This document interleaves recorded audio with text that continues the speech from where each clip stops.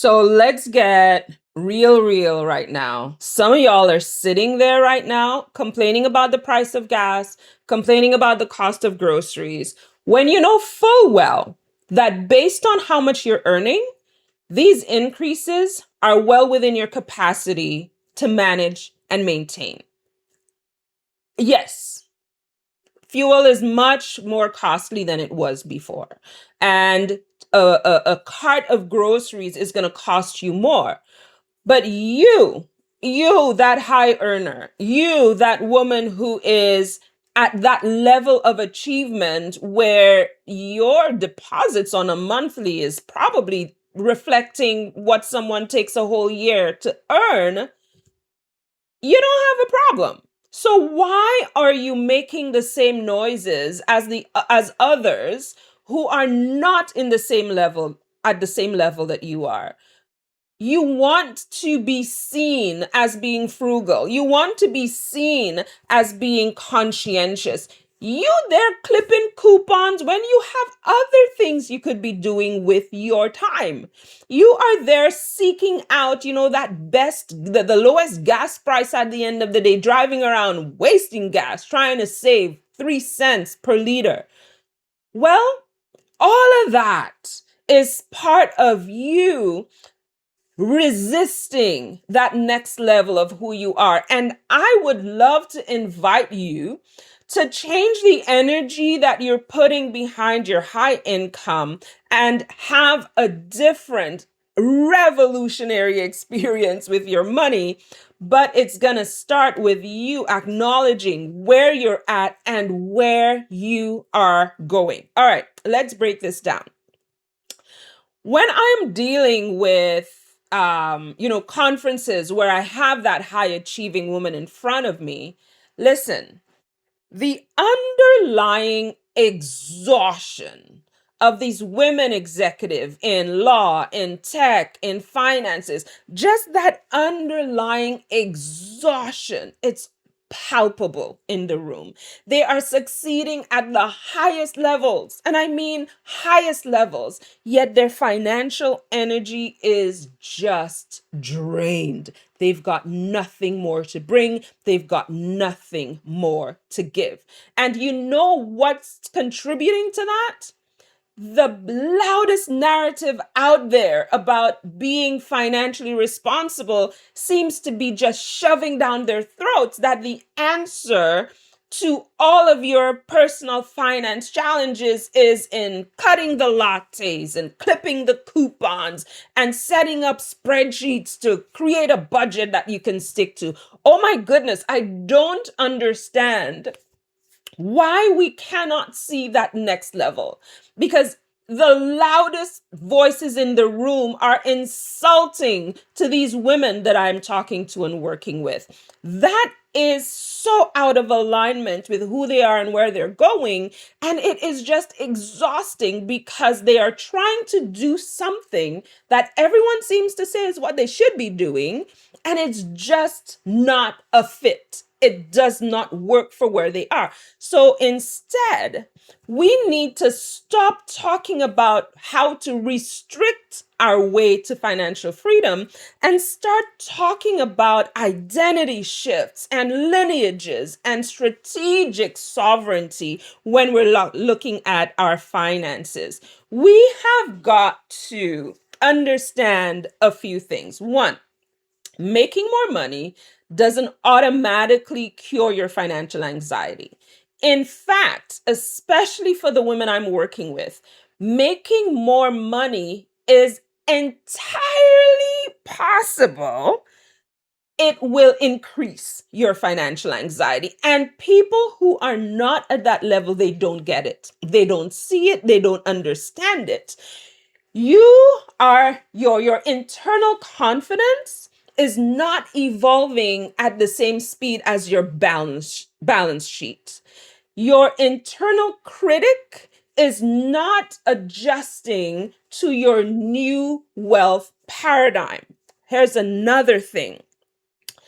You can very easily end up stuck in a state of secrecy and shame, just because you do not want to acknowledge to anyone that what you don't know. You know, you don't know, but everyone says you should know. So as a result, you don't tell anybody you don't know. And as a result, you don't know. And there comes the should shame. And there comes the potential to completely dismantle all of the progress that you've made in earning well and then be stuck, unable to move past it. Here's something else that we need to understand. High earners oftentimes subconsciously use their high income as a safety shield to soothe everything that's happening for you in the background. You're saying to yourself, as long as I can make more money, I can keep that anxiety at bay. As long as I can make more money, I can feel good about the sacrifices of time that I have to make. But what you should be doing at that level is actually deploying your high income to buy back your time and to buy you true freedom. It's time, girls. It is time to become that wealth ancestor. What is a wealth ancestor? Well, a wealth ancestor is that first generation wealth creator who makes a conscious, intentional decision that the financial patterns, the anxieties, and the limitations of the past will no longer stop her and they will end with her. She becomes that cornerstone, that linchpin, that inflection point on which we can build something new. The financial patterns will go so far and no further because they no longer serve her. And she is going to implement and impact other generations, other observers, those who are around her with something new and different to stop the negative cycle and start something fresh. That wealth ancestor has to heal the conflict between her budding wealth and her self worth. True evolution, true identity shifts actually happens when we can separate our sense of self from a balance sheet, when we can separate our sense of success from what the numbers are doing in our portfolio. And we get to not just possess wealth, but we get to now embody that wealth architect. You see, your self worth is not in your ability to earn money. It's not in your ability to make more. Your self worth is in your capacity to be, to experience wholesome, fulsome wealth, health, peace of mind. All of those things are what your self-worth are rooted in, not your net worth. Your self-worth and your net worth are distinct and should be managed separately. And here's the other thing.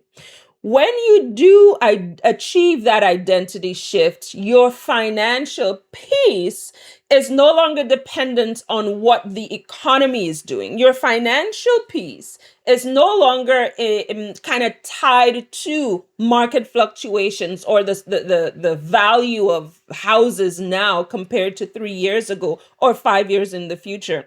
Your financial peace is actually going to be rooted in your internal resilience because you know you have absolute command of your wealth.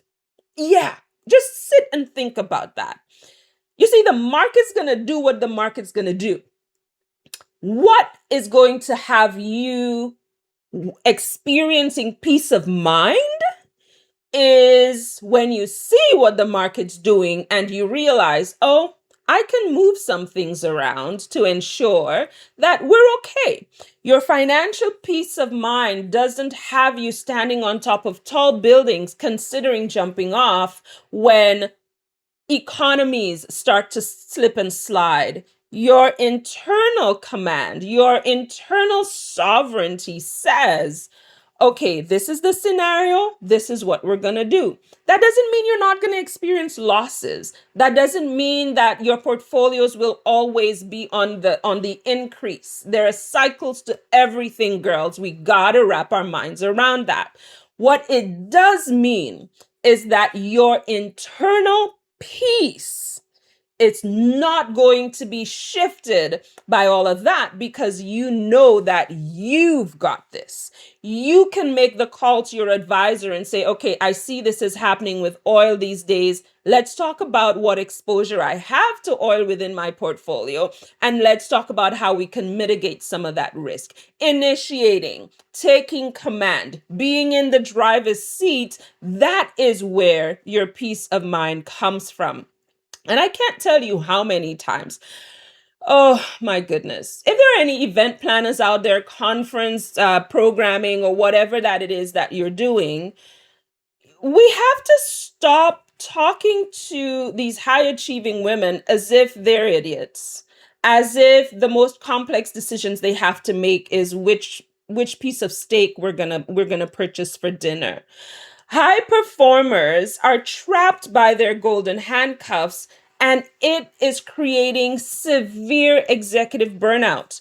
We are overworking ourselves as high functioning women, trying to maintain an ecosystem that we don't have control of. So, if you are an event planner and you're trying to put together content that actually reflects what your audience is going through, stop teaching them about financial literacy. For heaven's sake, I can Google that. Stop talking about basic, what does an RSP do? And at what point should you unlock your Lira? And, these, all of the financial instruments. For heaven's sake, we get that. We can read and we can research. What we need to do is change the energy in the rooms where these women are gathering. We need to change the energy in those spaces so women feel safe talking about the golden handcuffs and how to move beyond it. Women can feel safe to explore that imposter earner mindset and how to shut it up, or at least mute it until you can get to that next level.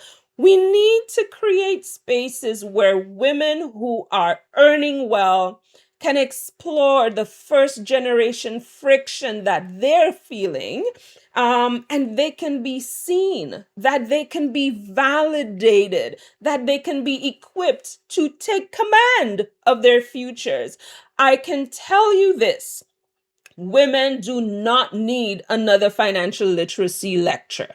In fact, the women that I am speaking to today, you have heard it all when it comes to that.